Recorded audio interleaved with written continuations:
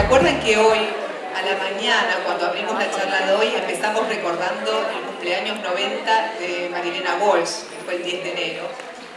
Y yo les decía que por la tarde íbamos a tener una charla sobre parte de la vida y parte de la obra de Marilena, a cargo de Alicia Origi, que está aquí conmigo. Es una partecita muy chiquita, y de hecho charlamos mucho con Alicia cuánto recortar o cuánto no, porque tanto la vida como la obra de Marilena es vastísima, y bueno, hay que hacer un recorte en algún momento. Así que nos peleamos un poco con Alicia, a quien no conocía personalmente, pero bueno, tuvimos ahí nuestras diferencias. No, pero quedó tuvimos que resumirlo en el tiempo que teníamos y quedó muy bien. Antes de dejarle hablar a Alicia, así estamos, voy a leer una pequeñísima biografía también de ella. Alicia Origi se recibió de profesora de enseñanza secundaria, normal y especial en letras y de licenciada en letras por la Facultad de Filosofía y Letras de la Universidad de Buenos Aires. Es especialista diplomada en procesos de lectura y escritura por la misma facultad, en el marco de la Cátedra UNESCO para el mejoramiento de la calidad y la equidad de la educación en América Latina, donde se desempeña actualmente en el taller de lectura y escritura para la escuela primaria. Investiga en literatura infantil y ha publicado varios ensayos. Ha recibido el Premio Pregonero Especialista en Literatura Infantil y Juvenil, otorgado por la Fundación El Libro en Buenos Aires en el año 2016, el Premio La Hormiguita Viajera como Maestra Nacional y Latinoamericana en Literatura Infantil y Juvenil, otorgado por la Biblioteca Madre Teresa de Virrey del Pino en 2019, y su libro, el libro que tenemos acá en la mesa, María Elena Walsh o La coherencia del disparate, obtuvo en 2008 la faja de honor de la Sociedad Argentina de Escritores, la SADE, en categoría ensayo. Y en 2019, es decir, un año después, la faja de honor, también en categoría ensayo, de la Sociedad de Escritores de la provincia de Buenos Aires. Como ven, una especialista en literatura infantil, pero sobre todo una especialista en la obra de María Elena Walsh, y la verdad que le agradecemos de parte de toda la editorial que esté acá con nosotros, hablándonos un poquito, ¿no?, de la obra y de la vida de esta gran autora, esta tan querida autora. Alicia. Bueno, buenas tardes a todos, a todas. Vamos a empezar hablando de la niñez, como es lógico. Nació el 1 de febrero de 1930 en Ramos Mejía, provincia de Buenos Aires. Su papá, Enrique Walsh, era hijo de inglesa y de irlandés. Era contador del ferrocarril que en ese momento pertenecía a los ingleses. Su mamá, Lucía Elena Monsalvo, hija de criollo y gaditana, se dedicaba a las tareas domésticas. Dice María Elena, cito: fue una artista para los dulces, la costura, el cuidado de las plantas y la administración del hogar. Cierro cita. El papá venía de un matrimonio anterior. Como se ve, ya tenía 4 hijos varones, y cuando se casó con la mamá de María Elena tuvo a Susana, que es la más grande, y a María Elena, que es la bebita, que está en UPA. La infancia de esta bebé transcurrió feliz en un gran caserón con patios, plantas donde treparse, perros y gatos con quien jugar y muchos libros y revistas para leer a la hora de la siesta. El papá tocaba el piano, el violonchelo y el mandolín. Su familia escuchaba música clásica, ópera y canción melódica norteamericana. El tango todavía no era bien visto entre la clase media, y aún no se había despertado el gusto popular por el folclore argentino, que coincide con la década del 50. No había universitarios en la familia, pero todos acostumbraban a leer buenos libros.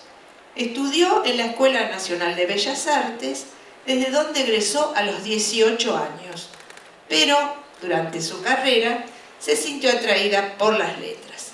Y acá vemos, en 1945, publica en la revista El Hogar su primer poema. Esta revista era una revista literaria muy prestigiosa que recibía colaboraciones de Jorge Luis Borges, de Alfonsina Storni. Entró por la puerta grande. Y en 1947, con dinero de sus ahorros, publica su primer libro de poemas que tituló Otoño Imperdonable. Acá tenemos una parte de un soneto de ese libro. Las formas estróficas que usó eran formas tradicionales, la rima consonante, y estaba entre la estética neorromántica o de los románticos españoles. Es muy interesante ver estos comienzos para después ver cómo va cambiando la retórica, la matriz poética de María Elena.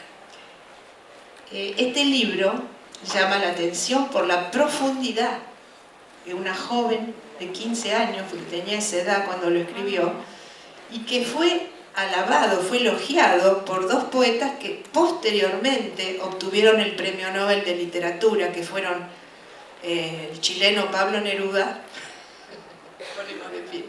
y Juan Ramón Jiménez, el poeta español. Bueno, en 1948 ella va a recibir al puerto a Juan Ramón Jiménez con otros escritores jóvenes y le da su libro. A raíz de este encuentro, Juan Ramón Jiménez la invita a su casa en Maryland, junto a su esposa Zenobia Camp Rubí, la escritora que era profesora en esa universidad. María Elena consigue una beca y pasa 6 meses. Y allí conoce Nueva York y Washington y publica, siempre trabajó, publica sus artículos en la revista El Hogar, Cartas de Viaje, durante 1949. En un artículo posterior, en el año 57, de la revista Sur, María Elena recuerda su estadía con el poeta español. Cito a María Elena.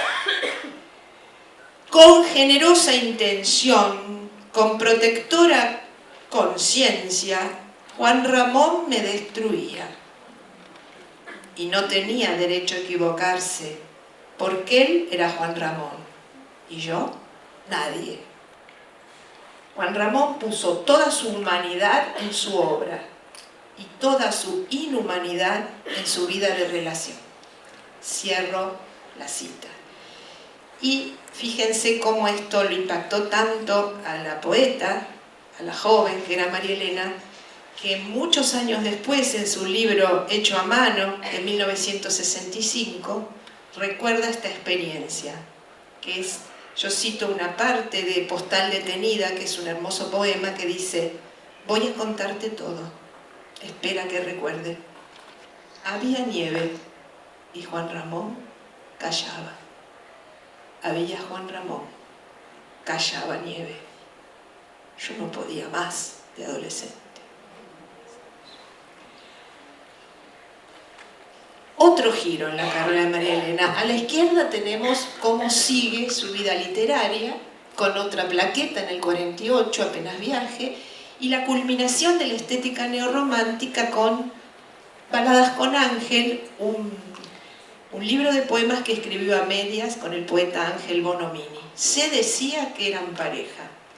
María Elena, en 1952, da un giro muy grande porque decide viajar a París con la folclorista Leda Valladares, la folclorista y especialista en el folclore. Leda es tucumana, es de familia tucumana. Se van y pasan esa estadía de 4 años en París trabajando como un dúo de cantantes folclóricas. María Elena con la caja, como se ve acá. No, es Leda la que está con la caja. Bueno, la cuestión que allí empieza a componer María Elena, empieza a conocer los ritmos latinoamericanos, españoles, de la mano de Leda Valladares, y empieza a componer sus canciones. O sea que es otro giro. Ellas se presentaban en los lugares más insólitos que ustedes se pudieran imaginar, porque se presentaban junto a figuras del music hall. Entre ellas, por ejemplo, presenciaron el debut de Charles Aznavour, que se convirtió después en un hombre sumamente famoso dentro del espectáculo. Compartieron escenarios con Juliette Brécourt, Barbara, Boris Vian, Yves Montand, figuras muy muy famosas. Trajeron grabados varios discos en Francia, grabaron, y en Inglaterra también de este viaje. Y luego, cuando vuelven a Argentina, recorren el país difundiendo nuestro folclore con el dúo Leda y María. El dúo exploró coplas anónimas y piezas del antiguo romancero español, es decir, era una estudiosa Leda Valladares y al lado de ella Marilena aprendió muchísimo, como queda documentado en el disco Canciones del tiempo de María Castaña. Cuando regresa a Buenos Aires, Walsh trae de Francia los versos para niños que todavía no publica, pero que nacieron en el Hotel du Gran Balcón donde ellas se hospedaban, y cito a María Elena: sobre una redonda mesa cuya vetustez había cubierto con un inmaculado hule blanco, empecé a librar mis primeras batallas hacia la brevedad, el verso corto y sonoro, el chiste rimado, todo eso que parece tan fácil. Cierro. A la vuelta del viaje por Europa vamos a encontrar un cambio en la poética de Walsh, unido a otro cambio de destinatario. Y lo que es más importante para una persona formada en los esquemas ultra tradicionales de la estética neorromántica, la idea de que el producto poético intenta ser un producto masivo, es decir, que se escribe para la difusión. Y pasamos a la gran década, la década de oro de María Elena, donde la literatura infantil a comienzos de los 60 no tenía incluido entre sus producciones el humor, porque era poco apropiado para la seriedad de la escuela. Los poetas escribían versos sentimentales, melancólicos, didácticos, patrióticos, para celebrar las efemérides. Tutú Marambá inaugura una nueva etapa en la construcción lectora en 1960. Aparecen en ese libro, entre otros personajes, la mona Jacinta, la vaca de Humahuaca, Doña Disparate. María Elena emplea los modernos medios de comunicación durante esa década y la siguiente para difundir sus creaciones. Es pionera en grabar sus poemas musicalizados por ella y narra los cuentos en discos de vinilo. Inaugura con las comedias musicales Canciones para mirar y Doña Disparate y Bambuco otra era en espectáculos infantiles, expresando una necesidad suya de unir el juego, el lenguaje y la música. Manifiesta un respeto por lo auténtico y la búsqueda de llegar a públicos diversos, con simplicidad estilística y humor. Para hacernos una idea más precisa de su popularidad, además de las canciones grabadas con CBS y de su trabajo en Canal 13 como guionista de teleteatro, de sus discos Canciones para mirar y Canciones para mí se venden más de 10.000 copias por título, figurando entre los autores más vendidos del país. Su libro Tutú Marambá alcanzaría en 1968 su 9ª edición. Todo esto teniendo en cuenta que era un artista fuera del sistema, es decir, financiaba sus propias ediciones de libros, grababa los discos en modestos estudios que le permitían abaratar los costos y de esa manera resultar más accesible para todo el público. El folclore literario infantil brinda a quien lo estudia una fuente inagotable de recursos rítmicos y conceptuales que trabajan el disparate y el humor. María Elena Walsh ha demostrado un conocimiento profundo del folclore español y argentino, así como también del folclore latinoamericano. Asimiló la métrica y los ritmos que reelaboró en poesías y canciones para niños. Hay una intención consciente de rescatar esa poesía tradicional, también presente en sus escritos teóricos, como la poesía en la primera infancia y su libro Versos tradicionales para cebollitas. En esta antología, donde selecciona poemas que ha registrado en España y el noroeste argentino, vemos la preferencia de María Elena por el humor y el disparate. En el 60, entonces, repasando rápidamente, sí, en el 60, fíjense, Los sueños del Rey Bombo es la primera comedia musical infantil. En el 60, Tutú Marambá. En el 60 ganó el premio Martín Fierro al mejor guión televisivo por su programa infantil Buenos Días Pinky y la medalla de oro de la Asociación Argentina de Autores, Argentores, a la mejor telecomedia Carola en el Balcón. Gran parte de la producción televisiva de María Elena estuvo destinada a los adultos. Escribió numerosos teleteatros que fueron destruidos por la autora. Es la época del boom de los teleteatros femeninos, para los cuales en el viejo Canal 7 escribió María Elena, como De todo corazón y Bárbara Ley con Fernando Ciro.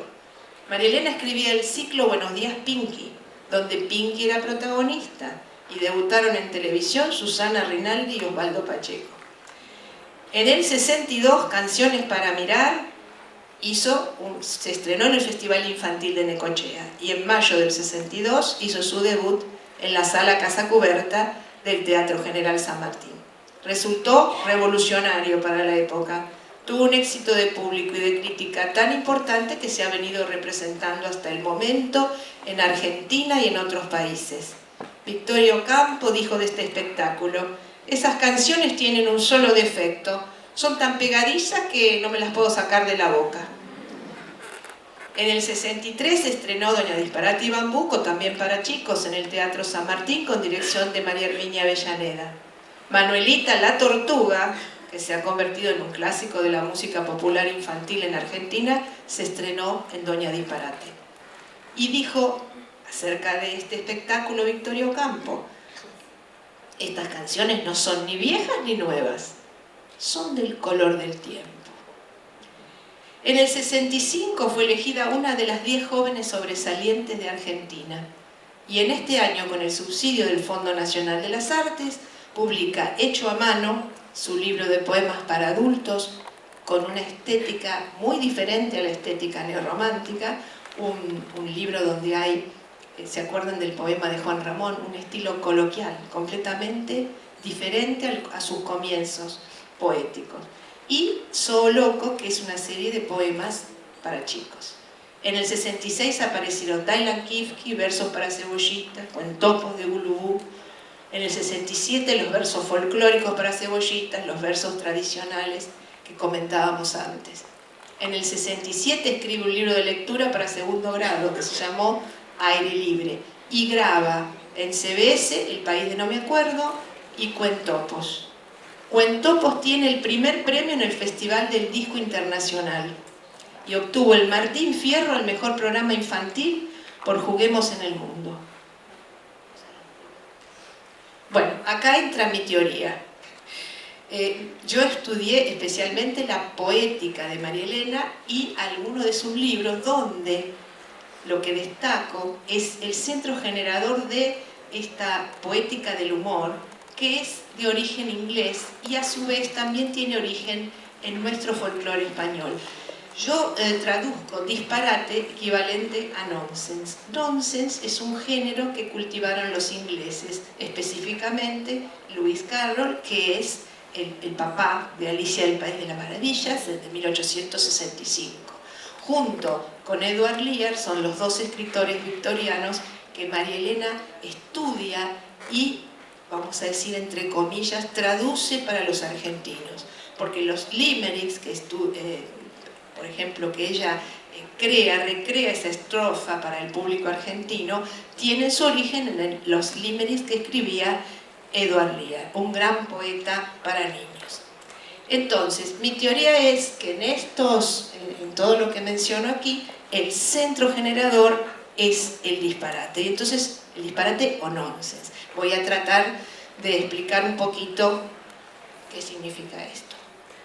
Bueno, fíjense, este es un ejemplo de Dylan Kifke. Tiene una estructura folclórica, porque es una estructura encadenada. Fíjense que el folclore está cerca de la oralidad, los poemas no se publicaban en ese momento, se memorizaban, se iban traduciendo, reproduciendo de memoria, de generación en generación. Entonces tenían que tener muchas repeticiones. Bueno, ella toma del folclore, como su conocimiento es tan grande, abreva en el folclore y recrea ese folclore para nuestra literatura infantil. Fíjense, vamos a ver la literatura inglesa. María Elena tenía un papá inglés que le cantaba cuando era chica las nursery rhymes. Las nursery rhymes son rimas inglesas muy antiguas, que actualmente se siguen contando y cantando para los chicos que aprenden inglés en cualquier parte del mundo. Y se pueden googlear también, están en internet. Estas canciones tienen una pequeña historia, una pequeña anécdota, pero muy cómica, muy disparatadas. Y por ejemplo, este es uno de los casos más emblemáticos. Esta es una rima muy antigua. Es la historia de un huevo que está sentado sobre una pared y haciendo un equilibrio, termina roto, se rompe. Y el poema dice: ni todos los caballeros ni todos los caballos del rey lo pudieron volver a reunir. Hay muchas explicaciones acerca del origen de esta rima. Esta rima tiene muchísimos siglos y está en el norte de Europa, no solo en Inglaterra, también en Finlandia, en Suecia, en Dinamarca y en Alemania, con distintas versiones y con distintos significados. En algunos casos se piensa que es una adivinanza, en otros casos Humpty Dumpty se dice que es un huevo rechoncho, en otros casos se dice que es un huevo torpe. Bueno, la cuestión que es un misterio esta rima, pero esta es emblemática, ¿sí? Es algo tan disparatado que les quería mostrar para darles una idea de ese folclore, lo que ella recibe su primera lectura del mundo a través del folclore inglés, o sea, a través de lo que le cantaba su papá. Y cuando está sola en Francia, empieza a recordar todo eso y se produce esa hibridación entre el folclore español que ella conocía y este folclore inglés que había mamado, vamos a decir, había heredado. Bueno, este nonsense o disparate tiene recursos retóricos, entre ellos la inversión de situaciones. Todos conocemos el reino del revés.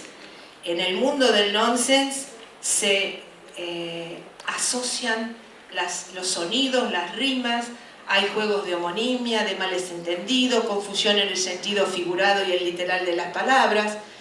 Hay diferentes procedimientos retóricos que cuestionan las ideas establecidas. Todo lo normal se tambalea. ¿Cuál es el objetivo que tiene María Elena en ese momento? Ella quiere dar a los chicos argentinos esta posibilidad de jugar con el lenguaje, que es jugar con la imaginación, para que puedan tener acceso a otros mundos posibles. De hecho, no se equivocó, porque al día de hoy los chicos argentinos siguen leyendo estos juegos de lenguaje con placer. No fueron hechos de cualquier manera, por eso ella misma dice todo eso que parece tan fácil.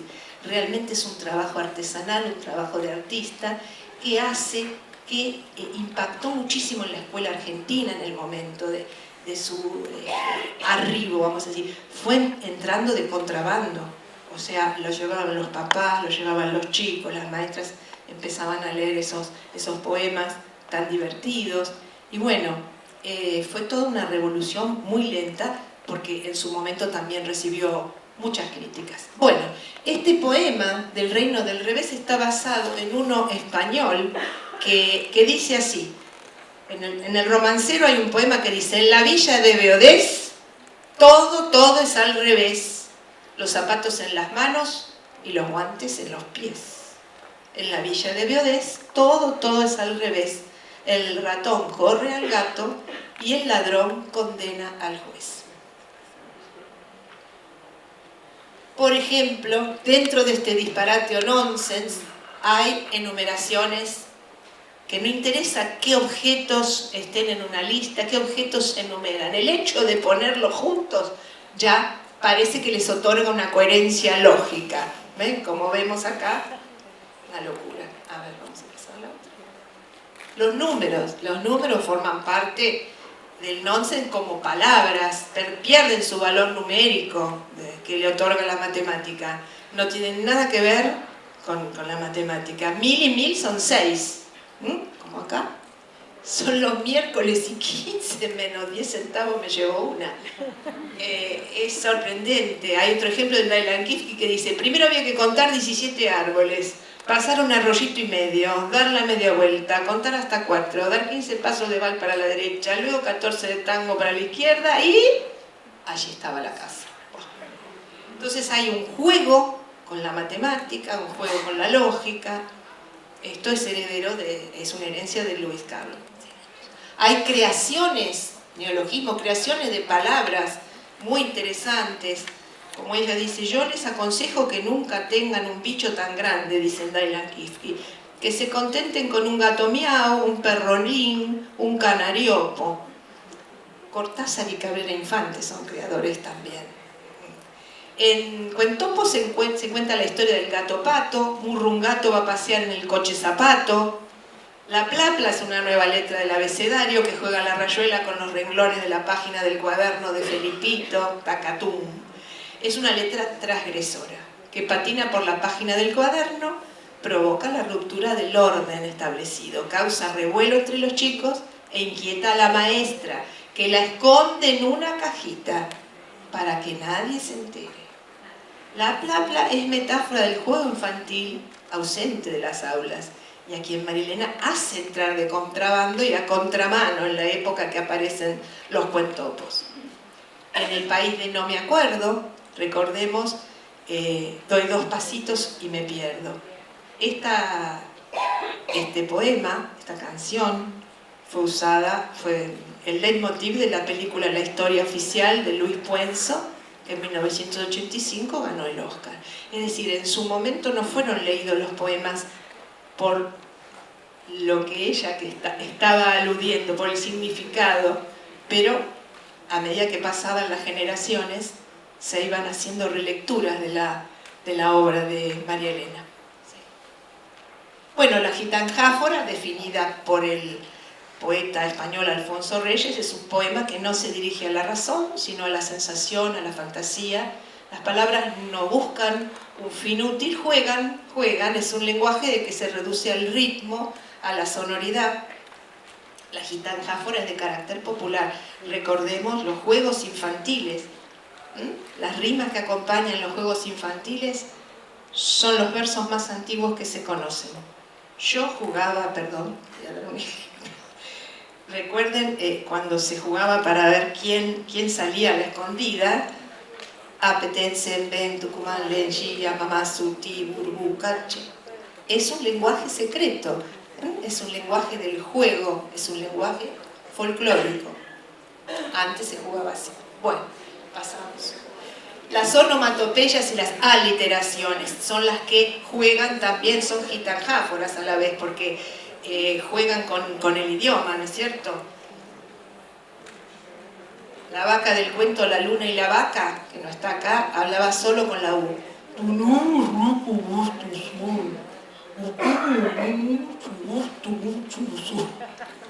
Es decir, jugaba con el idioma y se ponía, o sea, creó un nuevo destinatario, el chico que juega, el chico que ríe, el chico que canta. Por eso la obra de María Elena es un antes y un después en la literatura infantil argentina. María Delia Díaz Renner dice que es un faro, es así, es un punto de inflexión. El ingreso del humor y de este tipo de humor, un humor que produce elaboración, que busca un análisis, es un gran cambio en la literatura. Bueno, las personificaciones son maravillosas, no solo del disparate, sino es una gran poeta, pero bueno, fíjense qué especiales, ¿no es cierto? Lávate la sombra, luna distraída, estatuas con babero toman té, a la flor canela le duele la muela. La personificación está muy cerca del niño más pequeño, que animiza la realidad, el mundo que le rodea. Entonces, por eso, fíjense la hipérbole pasamos. Con esta moneda me voy a comprar un ramo de cielo, 1 metro de mar, un pico de estrella, un sol de verdad, 1 kilo de viento y nada más. Bueno, seguimos. La tautología y las verdades de Perogrullo tan cómicas. Por ejemplo, en Canción de Títere, cuando llueve, llueve, cuando hay luz, se ve. Y las verdades de Perogrullo, bueno, imitaban los pronósticos que había en la Edad Media, los pronósticos de horóscopos comunes en la Edad Media. Por ejemplo, el poema Cosas, el mono colgado parece Lichín, digo yo, el mono colgado del árbol cuando caiga, se caerá. Esta es la que viene. Ah, no, esta no la tengo, no, esta no la agregué porque no podía dejar de citarla. La vieja come manzanas, cuando las coma no tendrá más. El caballo en la calecita, cuando dé vueltas, se moverá. Todas obviedades, ¿no es cierto? El barco se va a la China, cuando vuelva, regresará.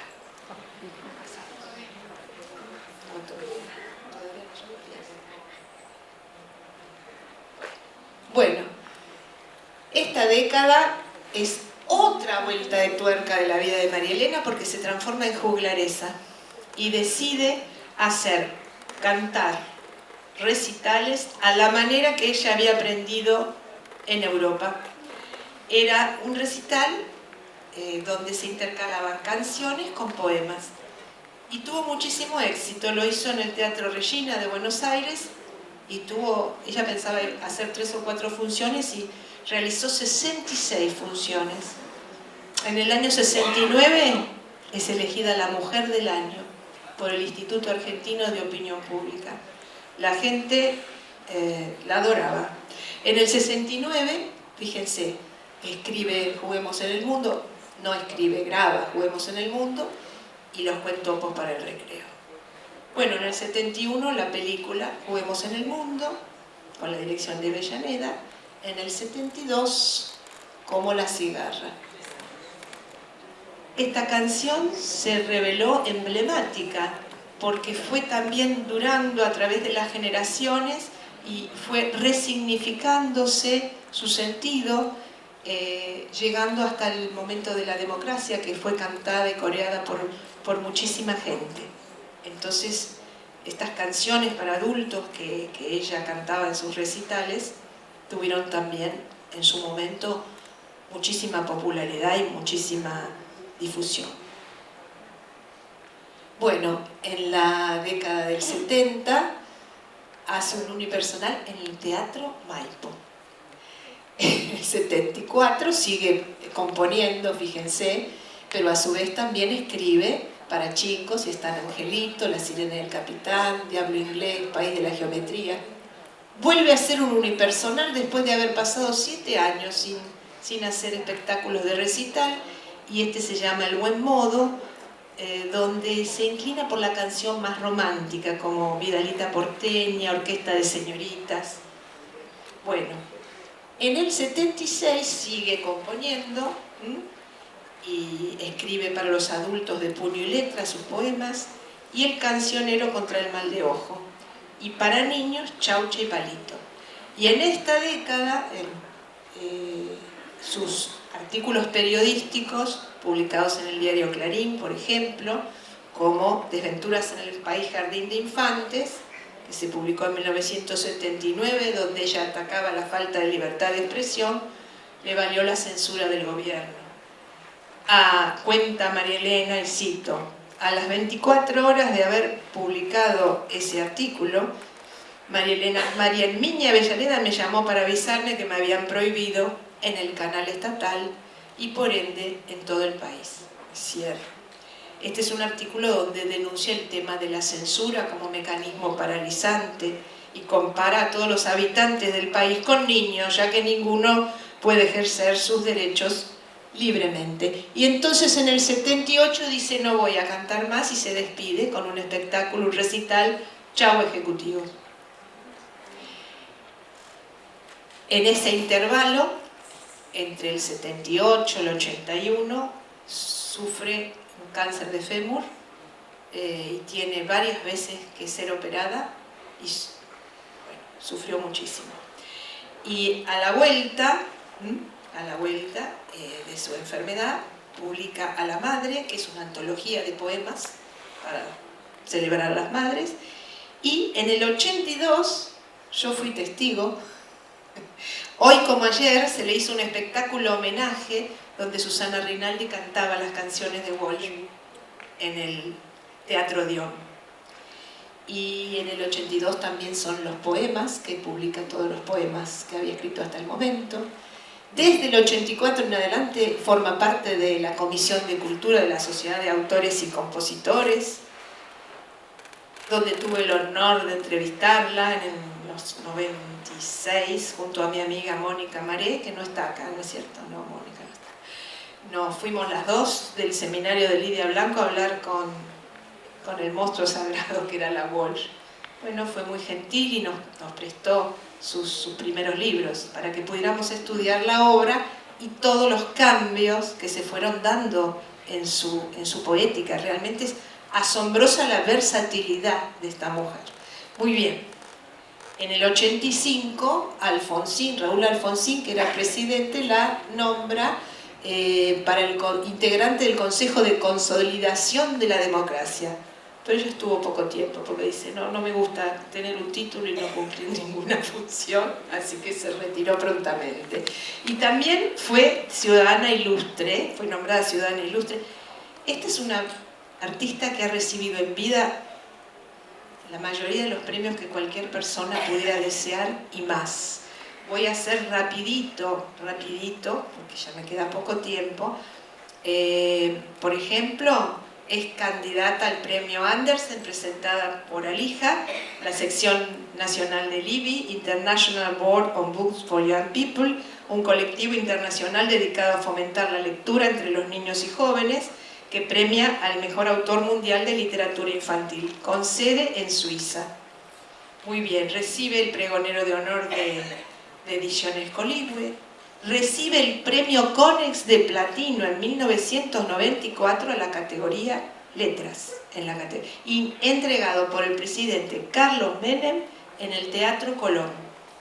Se le entrega el Premio Mundial de Literatura José Martí entre 113 autores de 30 países, es un premio San José de Costa Rica. Bueno, son muchísimos. Sigue su producción, sigue escribiendo, Manuelita, ¿dónde vas? Diario Brujo, que es para adultos, son artículos periodísticos. Y en año 99, García Ferré produce la película Manuelita para cine y video, basada en la canción de Manuelita la Tortuga. Y ese mismo año, aunque ustedes no lo crean, Manuelita, la película, es candidata al Oscar. Bueno, y llegamos al año 2000.